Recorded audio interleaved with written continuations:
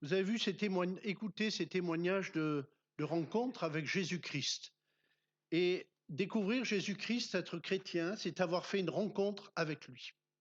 Ce n'est pas l'adhésion à une religion nouvelle parmi d'autres. Ce n'est pas une certaine façon de croire dans des choses invisibles.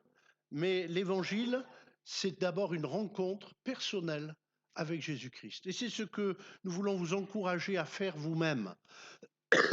Vous avez entendu ces témoignages et j'aimerais vous donner un autre témoignage qui date d'un petit peu plus longtemps, qui vient de plus loin, mais qui est aussi le témoignage d'une rencontre avec Jésus. Alors je vous propose de faire une lecture de cette rencontre dans l'évangile de Marc, pour ceux qui auraient la Bible ou le Nouveau Testament. Évangile veut dire bonne nouvelle.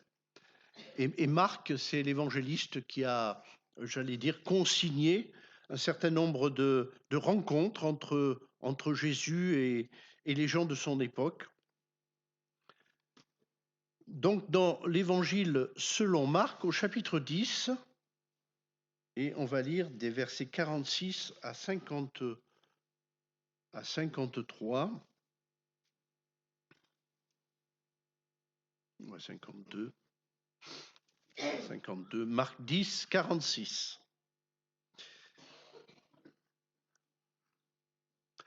Vous pourrez lire bien entendu le contexte. Je vous invite à lire chez vous l'évangile, à vous en procurer un si vous n'en avez pas. Vous procurez peut-être un Nouveau Testament ou une Bible aussi pour lire ces récits et ces promesses de Dieu qui vous ont été présentés aussi dans les témoignages. À plusieurs moments, les personnes ont évoqué le fait que il y avait eu comme une réponse de Dieu dans cette parole. Alors, il nous est dit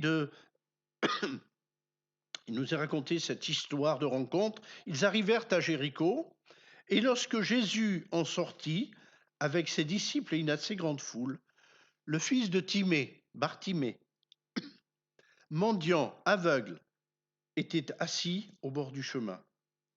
Il entendit que c'était Jésus de Nazareth, et il se mit à crier « Fils de David, Jésus, aie pitié de moi !» Plusieurs le reprenaient pour le faire taire, mais il criait beaucoup plus fort « Fils de David, aie pitié de moi !» Plusieurs le reprenaient pour le faire taire. Pardon, j'allais me répéter. Jésus s'arrêta et dit « Appelez-le !» Ils appelèrent l'aveugle en lui disant « Prends courage, lève-toi, il t'appelle. » L'aveugle jeta son manteau et se levant d'un bond, vint vers Jésus. Jésus, prenant la parole, lui dit « Que veux-tu que je te fasse ?» Rabouni, lui répondit l'aveugle, « Que je recouvre la vue. » Et Jésus lui dit « Va, ta foi t'a sauvé. » Aussitôt il recouvra la vue et suivit Jésus dans le chemin. Amen. Il suivit Jésus dans le chemin. Résultat de la rencontre avec Jésus, ce sont des hommes et des femmes qui se mettent à suivre Jésus-Christ, à marcher après lui, parce qu'ils ont découvert en lui, non pas un maître de religion, mais un sauveur et un Seigneur. Jésus est en route pour Jérusalem, la ville capitale de cette région, avec ses disciples, et le texte nous dit une assez grande foule. Jésus est au sommet de sa popularité. Dans quelques heures, il va même y avoir un triomphe pour Jésus à Jérusalem. Et voilà qu'il va y avoir cette rencontre. Cet homme est placé sur le chemin. C'est l'époque de la fête, il y a beaucoup de monde dans les parages. Et cet homme, il est là, il attend Jésus. Il attendit Jésus. Il nous est dit que cet homme, deux choses sur cet homme. D'abord, il porte un nom, Timée, ou plutôt fils de Timée, Bar Timée, fils de l'honorable. Voilà ce que veut dire étymologiquement son nom. En araméen, Bar, ça veut dire, comme Ben dans d'autres, en hébreu, ça veut dire fils de. Et alors que dans l'évangile, il y a beaucoup de malades dont on ne connaît pas le nom, lui on connaît son nom. Il y a beaucoup de gens dont on ne connaît ni le nom ni le prénom, mais lui on connaît son nom et son prénom. Et son nom c'est fils de l'honorable. Peut-être que cet homme avait, j'allais dire, eu un bon départ dans la vie, naître dans une bonne famille. Certains pensent, c'est bien là un avantage. et quelque chose qui va compter pour l'avenir. Et certains disent, eh bien voilà, celui-là, au moins, il est né du bon côté de la barrière. Il est né du bon côté de l'univers. Oh, ce n'est peut-être pas le cas de tout le monde, ce n'est peut-être pas votre cas cet après-midi, mais peut-être que vous êtes aussi quelqu'un qui est né avec beaucoup de chance de son côté. J'ai entendu notre amie Julienne nous raconter que, eh bien, elle n'était pas née du bon côté de la planète et dans les bonnes conditions, et peut-être dans l'environnement qui n'était pas favorable. Mais qu'importe. Cet homme, pourtant, lui, semblait avoir bien commencé, mais même si on commence bien, parfois, la vie vient nous heurter. Comment est-il passé d'homme de l'honorable, fils de l'honorable, à mendiant aveugle? Il est aveugle. Le mal a frappé. La difficulté à laquelle il ne s'attendait pas est intervenue dans sa vie. Un changement, un bouleversement, quelque chose d'inattendu, quelque chose qui vient casser votre vie, à un moment ou à un autre, de votre fait ou du fait des circonstances, du fait de l'environnement, du fait des autres. Que de fois la vie frappe comme cela, que de fois on est brisé. Alors, des fois, il y a des brisures qui sont extérieures. Notre ami vous a raconté tout à l'heure que lui, c'était extérieur, hein, c'était fait, voilà, abîmé. Mais des fois, les brisures sont intérieures. Des fois, c'est la maladie. D'autres fois, c'est l'échec, c'est tout un tas de choses. Lui, il était aveugle. Une maladie courante dans ces régions à cette époque, mais qui représentait plusieurs handicaps. D'abord un handicap physique, bien entendu, mais aussi un handicap social et moral. Parce que si aujourd'hui, eh bien sûr, l'handicap physique est quelque chose de dur à porter, ce l'était encore plus en ce temps-là. Puisque quand vous étiez aveugle, eh bien, vous n'aviez qu'un seul métier possible, c'était d'être mendiant. C'était la seule possibilité. Il n'y avait pas d'autre possibilité d'être autre chose, de faire autre chose, de vivre autrement. D'autant plus que, en ce temps-là, on considérait très souvent la maladie comme une sorte de malédiction qui venait sur votre vie, qui était le résultat sans doute du fait que vous aviez péché, désobéi à Dieu, que sais-je encore. Il y avait toute une approche de la chose. Et donc vous en étiez réduit, tout fils de l'honorable, quelles que soient les bonnes conditions dans lesquelles vous aviez vécu, à être réduit à la mendicité, à la condition la plus basse, la plus déshonorante. Il vivait dans l'honneur et le voilà maintenant dans le déshonneur. Le handicap physique et puis le handicap moral. Portez cela sur lui-même. Mais voilà, on ne va pas s'arrêter là-dessus. La Bible nous dit que le monde entier gît sous la puissance du malin. Le monde entier nous dit que le malheur et la misère sont sur cette terre sous différentes formes. Cette terre est une terre de souffrance sous différents aspects, une terre d'errance. Alors il y a quelques beaux jours, il y a quelques matins qui se lèvent bien, il y a quelques jours de bonheur, il y a quelques joies, il y a quelque amour, il y a quelques paix de temps en temps. Mais pourtant que de souffrance quand même. Et cet homme a eu connaissance que Jésus allait passer là. Il savait. Il savait. Il était assis et il a entendu que Jésus allait passer. Je ne sais pas qu'est-ce qui vous a amené cet après-midi ici. Peut-être vous vous êtes dit, tiens, il va y avoir quelque chose. Il y a l'ITB qui passe. Nous ne sommes pas Jésus, mais nous sommes quand même ses témoins. Hein. Nous voulons quand même être ses témoins, les témoins de Jésus. Et les témoins de Jésus, c'est quand même Jésus qui passe. C'est le témoignage de l'évangile qui passe. Amen. Gloire à Dieu. Peut-être que vous êtes venu par hasard, mais qu'importe. Et lui, il va comprendre que ce Jésus, alors c'est pour lui là le moment à saisir dans sa vie. Jésus qui passe, il entend du bruit, mais il entend surtout que c'est Jésus. Mes amis, la bonne nouvelle, c'est que Jésus est venu dans le monde. C'est Dieu a visité la terre. Amen. Lorsque Jésus-Christ est venu en ce monde, des messagers sont venus dire « Nous vous annonçons une bonne nouvelle qui sera pour tout le peuple le sujet d'une grande joie. » Jésus-Christ, c'est un grand sujet de joie. pour les hommes de toute la terre. Pour ceux qui le rencontrent, ceux qui le découvrent, ceux qui lui confient leur vie, c'est le sujet d'une grande joie. Amen. Parce que je peux vous dire qu'est-ce qui a amené ses amis, par exemple, à venir à l'Institut biblique. On ne les a pas forcés. On n'a pas été les chercher chez eux. Bon, on ne les renvoie pas tout de suite. On va les garder un peu. Mais c'est avec grande joie qu'ils sont à l'ITB. C'est avec grande joie que nous sommes venus ici aujourd'hui. On n'est pas venus à contre-cœur, voyez-vous. Même s'ils se concentrent pour les chants, ils sont là, il faut qu'on chante bien le do, le la, le ré, voilà, bon, bref. Mais c'est une grande joie. C'est une grande joie de parler de Jésus-Christ. Les gens les plus heureux, les plus joyeux que j'ai pu rencontrer sur Terre, ce sont ceux qui croient en Jésus-Christ. Oh, il y a bien des gens qui rient parfois. Des fois, il y a des gens qui ont une certaine joie. Enfin, des fois, une joie où il faut quand même quelques bouteilles de whisky, ou quelques verres de whisky pour avoir un peu de joie. Ou alors une ambiance, ou alors il faut des amis, il faut tout un contexte. Voyez-vous, la joie que Jésus donne, il la met dans notre cœur. On la porte avec nous. On n'a pas besoin d'un environnement, de tout cela. Hein, voilà, on est heureux d'être ensemble cet après-midi, c'est une joie. Mais la joie Jésus, elle est plus que ça, elle est en nous. Qui fait que même dans les difficultés, la présence et l'accompagnement du Seigneur crée en nous cette joie, ce réconfort, cette force, cette consolation. Alors, de tout son être, il va crier à Jésus. Quand un malheureux crie, quand un malheureux prie, l'Éternel entend. Il va crier, il va persévérer. Oh, il ne va pas crier à la foule, il y a un grand nombre de personnes. La foule le repousserait plutôt. Parce que pour la foule, Jésus, c'est le maître. Alors, il ne faut pas déranger le maître. Pourquoi déranger Jésus pour tes misères? Parfois, certains pensent, mais pourquoi je vais m'adresser à Dieu?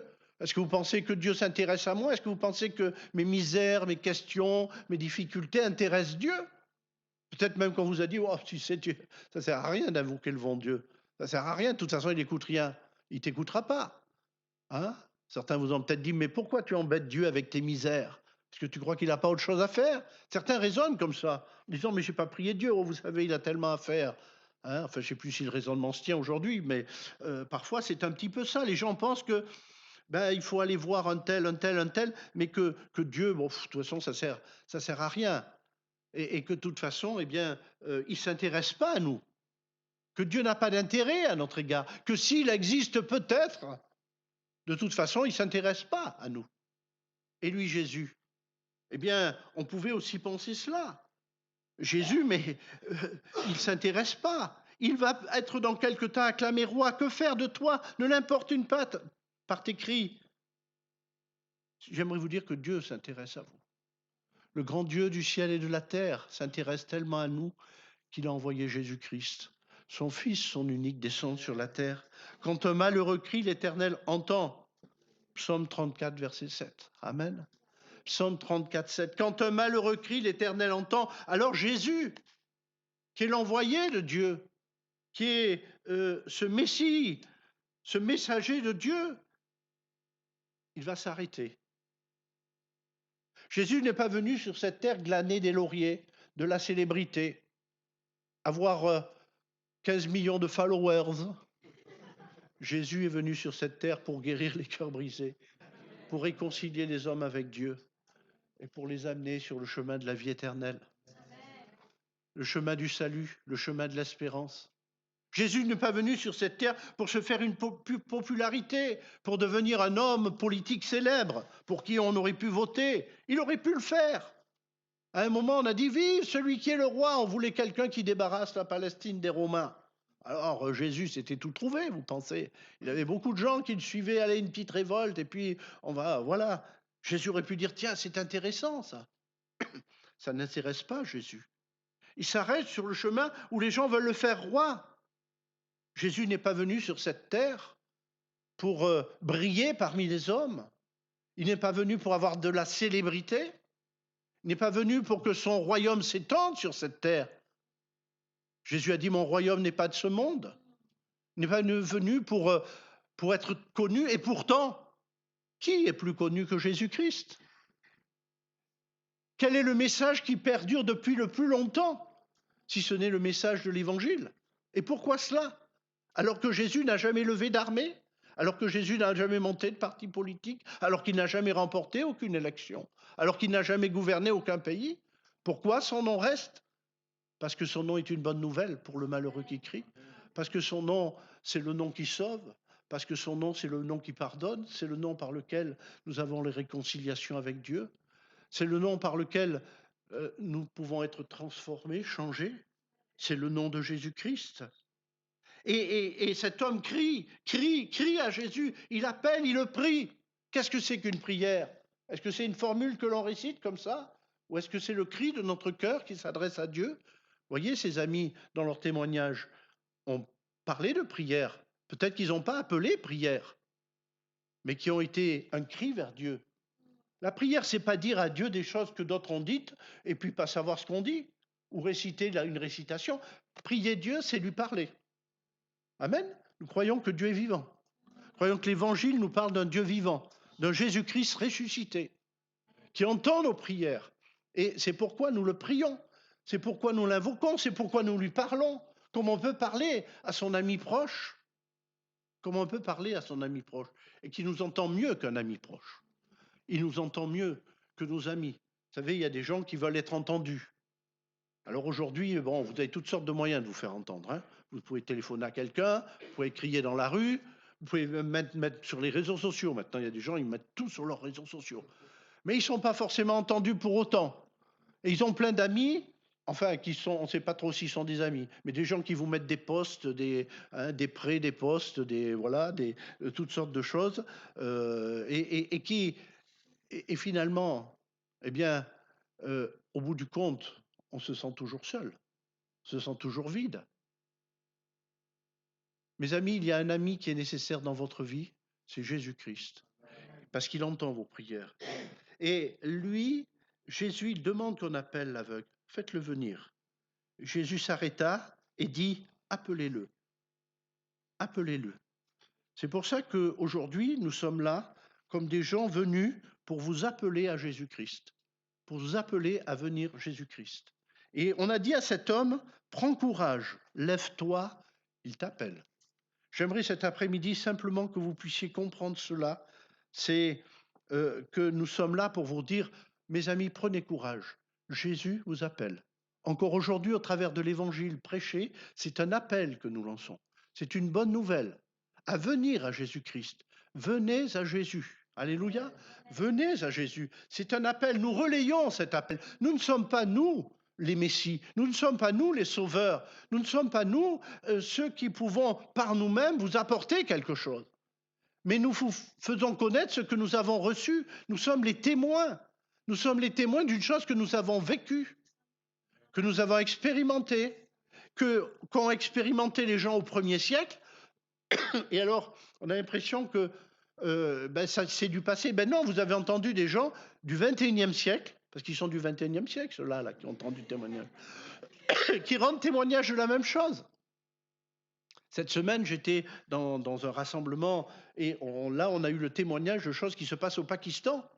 Eh bien, on entend la même chose dans ce pays de gens qui sont pourtant d'une condition différente, d'une origine religieuse différente, qui sont dans une langue différente, mais qui eux aussi rencontrent Jésus-Christ vivant, voient leur vie être transformée.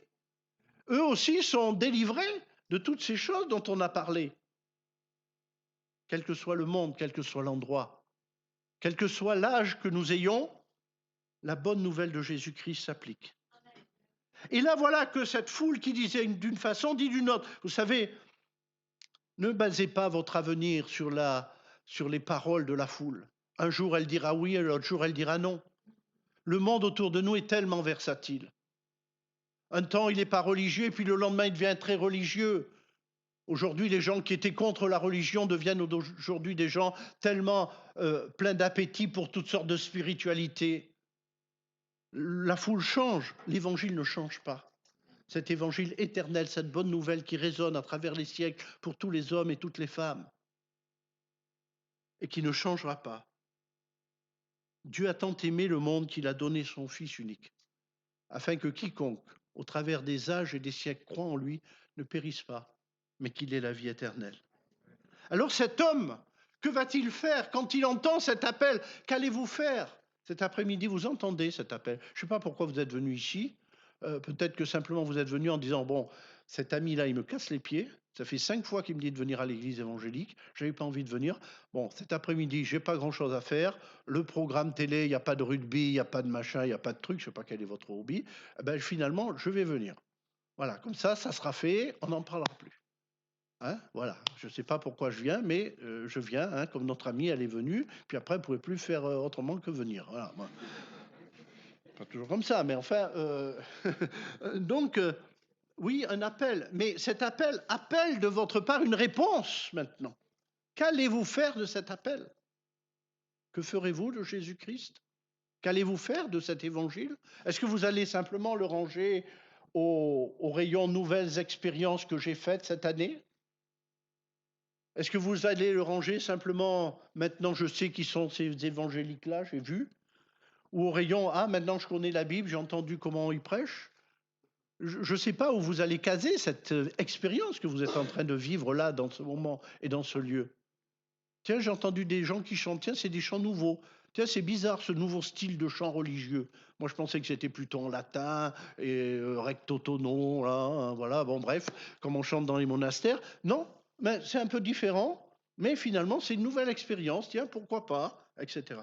Mes amis, c'est pas ça qui est intéressant. Ce qui est intéressant aujourd'hui, c'est d'entendre au-delà de ces paroles, au-delà de ce moment, au-delà de ces chants, Jésus qui frappe. Voici, je me trains à la porte et je frappe. Si quelqu'un entend ma voix et ouvre, c'est la voix de Jésus cet après-midi qu'il faut entendre. Même si vous ne vous souvenez plus de ma voix, même si vous ne vous souvenez plus de moi, même si vous ne vous souvenez plus de ma prédication, c'est pas grave. Souvenez-vous de Jésus qui frappe à la porte. Et cet homme, il a senti cet appel comme pour lui Dieu qui frappait à la porte de sa vie. Qu'est-ce que fait cet homme? Il nous a dit, cet homme se leva, il jeta son manteau, il est aveugle. Et il se dépouille de son manteau. Vous savez, un manteau pour un aveugle à cette époque-là, c'est important. Pourquoi? Parce que quand il fait chaud, ben ça, il se met un peu à l'ombre. Quand il pleut, ça le protège. Ça représente, finalement, il n'a pas grand-chose, cet aveugle. Il mendie, il essaye de vivre au jour le jour. On le place là tous les jours, on vient l'amener, puis il mendie un peu sa subsistance pour essayer de vivre ou plutôt de survivre. Mais il a quand même quelque chose qui est une sécurité, c'est ce manteau qu'il a sur lui. Ce manteau, c'est peut-être la seule chose qu'il possède encore dans ce monde. Il a ce manteau. C'est sa sécurité, c'est sa petite protection. C'est sa façon à lui de se protéger lui-même. Et voilà que tout ce qui était pour lui une protection, s'il veut aller vers Jésus, ça va devenir un obstacle. Parfois dans notre vie, on a aménagé un peu notre vie, les petites sécurités, notre façon de vivre. Et puis là, quand Jésus nous appelle, eh bien, c'est un pas à faire. C'est un choix à faire. C'est peut-être délaisser certaines choses qui nous servaient d'appui jusqu'à maintenant, mais qui finalement, là, seront plutôt un obstacle. Je ne sais pas, mais il va se lever, il va jeter tout ce qui peut faire obstacle à son approche de Jésus. Il se lève. Et quand il se lève, c'est un acte de foi. Parce qu'il se lève de sa condition, il se lève de sa position pour s'avancer vers Jésus-Christ. Je ne sais pas quelle est votre position, il y a la position physique bien sûr de cet homme, mais parfois nous avons des positions mentales, des positions morales qui nous empêchent de nous lever, en disant mais moi quand même je suis quand même pas un gars qui croit, c'est pas mon truc quoi. Ou alors non, mais c'est trop irrationnel, ou alors c'est trop bizarre, ou alors c'est trop simpliste. On peut avoir toutes sortes de blocages, de choses de sécurité que l'on a mis en nous et qui nous empêcheraient, mais il se lève. Amen. Il ne raisonne pas, il écoute l'appel, il répond oui à Jésus-Christ. Il court vers Jésus.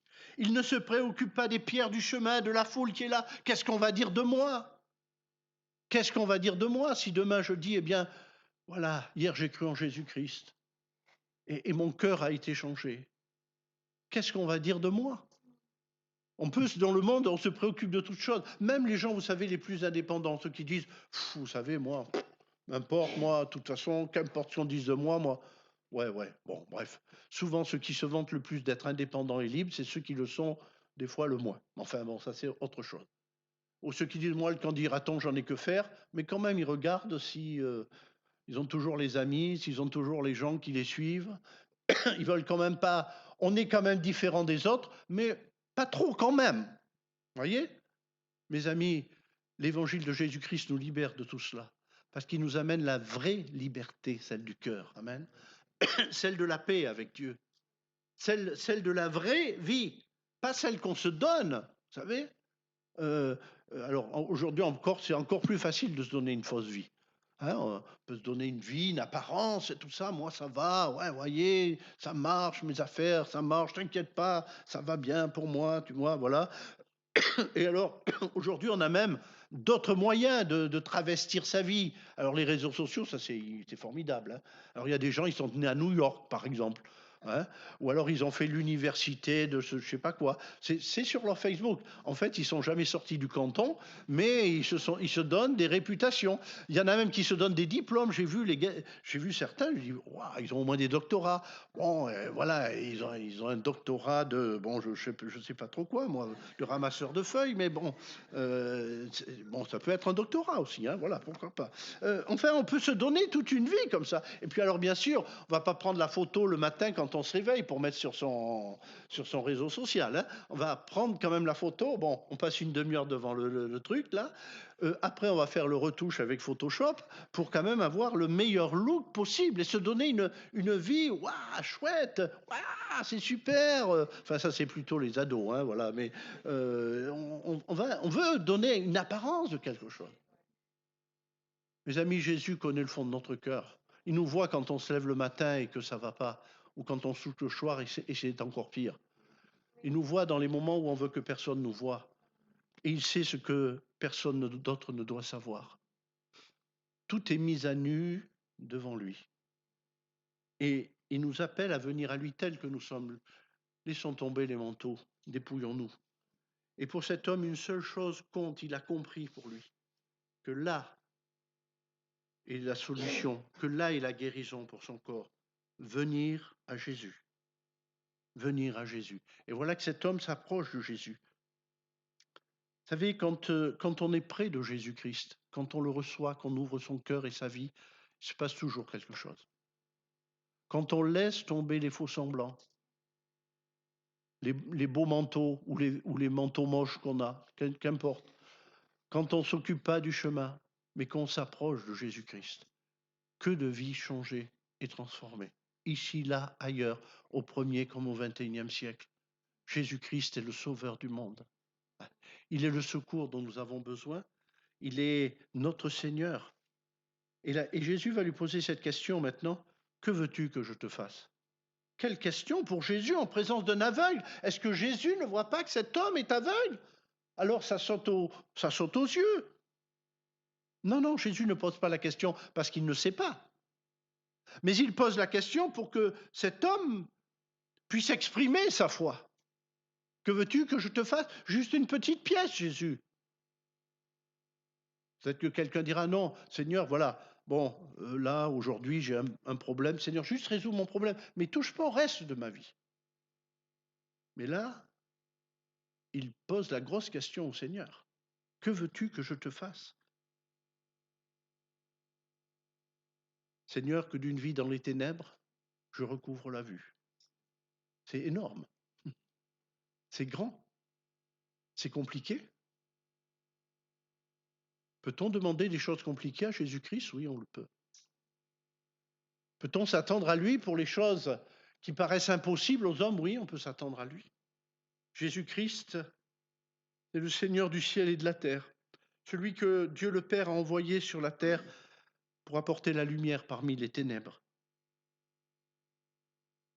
Il a le désir d'en finir totalement avec cette condition, avec cet état. Pas une petite amélioration. Vous savez, quand Jésus vient dans une vie, il n'est pas là simplement pour amener une petite réparation dans notre cœur, mais pour changer notre vie. Notre vie a été changée par Jésus-Christ. On a changé d'univers, on a changé de destination ou de destinée. On a changé de vie et on a changé d'avenir. Nous sommes devenus des nouvelles créatures en Jésus-Christ. Des hommes et des femmes d'ailleurs, enfin d'ailleurs, dans notre demeure et dans le ciel, auprès de Dieu, savons qu'un jour, ce sera ça. C'est une toute autre vie. Jésus-Christ, c'est pas celui qui vient un peu arranger notre vie, c'est celui qui donne une vie nouvelle. Et la vie nouvelle avec Jésus, alors, comment puis-je vous dire? Là, je vous invite à faire un voyage cet après-midi. Mais vous savez, quand on parle d'un voyage à quelqu'un, il y a deux façons. Soit on lui montre une carte et des diapositives, soit il fait le voyage lui-même. Nous vous invitons à vous approcher de Jésus-Christ. Cet homme, il a fait le voyage lui-même. C'est pas quelqu'un qui lui a dit, tu sais, Jésus peut te guérir, il va venir, il va poser les mains. Il va pu dire, oh, c'est formidable ça, hein, c'est excellent. Mais Jésus l'a touché, il a fait le voyage de la foi. Il a fait le voyage de lui-même, s'approcher de Jésus-Christ. Il n'a pas dit, c'est une belle histoire ça. Il faudra peut-être que j'y réfléchisse la semaine prochaine. Non, il s'est levé. Il a été vers Jésus. Il le reconnaît comme maître. Il désire en finir totalement. Il ne demande pas l'argent comme d'habitude. Il ne demande pas une petite amélioration. Il veut une transformation complète. Jésus, je veux voir la lumière. Jésus, je veux voir la lumière. Il met sa foi en avant. Il faut que celui qui s'approche de Dieu croit que Dieu existe et qu'il est celui qui répond à la foi. Il met sa foi en avant, sa foi au Fils de Dieu. Il ne s'agit pas de mettre sa foi en n'importe qui, parce que le pouvoir ou j'allais dire ce que produit la foi dans notre vie ne dépend pas de notre foi, mais de celui en qui on met notre foi. C'est ça qui est important dans la foi. La foi, c'est pas en qui je crois. Si je crois un menteur et un trompeur, je vais être déçu. Mes amis, nous pouvons dire je sais en qui j'ai cru. L'apôtre disait je sais en qui j'ai cru. Et puis je peux vous dire qu'il a le pouvoir de me garder. Il a le pouvoir de me garder. Si je parle de moi, ça fait 50 ans que j'ai voyagé, que je voyage avec Jésus-Christ. Et il ne m'a jamais déçu. Il m'a toujours soutenu dans toutes les peines et les pierres du chemin, dans toutes les difficultés du voyage, dans tous les deuils et les contrariétés, dans les jours heureux et dans les jours tristes. Voilà le témoignage que nous apportons. Nous savons en qui nous avons cru. Nous le savons par expérience, nous le savons parce que nous avons cru dans ce que nous avons entendu.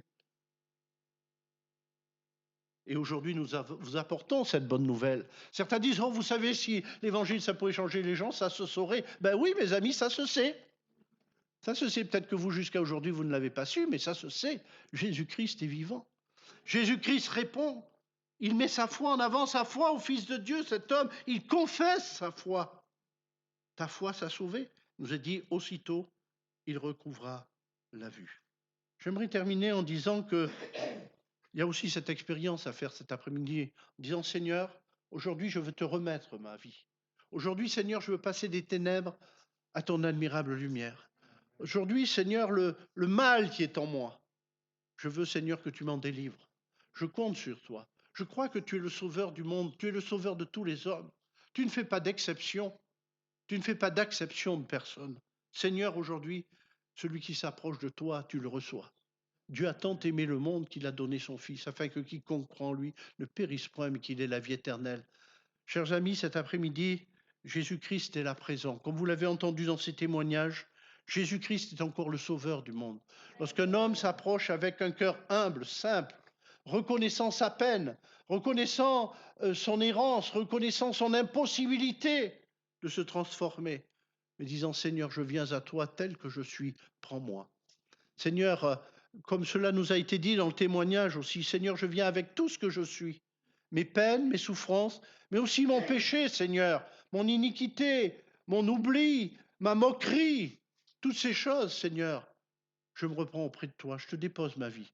Seigneur, tu es celui qui dans ce monde est venu apporter la lumière au milieu des ténèbres. Apporte ta lumière dans mon cœur ce soir, cet après-midi. Seigneur, je veux venir à toi tel que je suis. Tu es le sauveur du monde, mais je veux que tu sois mon sauveur cet après-midi. On va prier le Seigneur.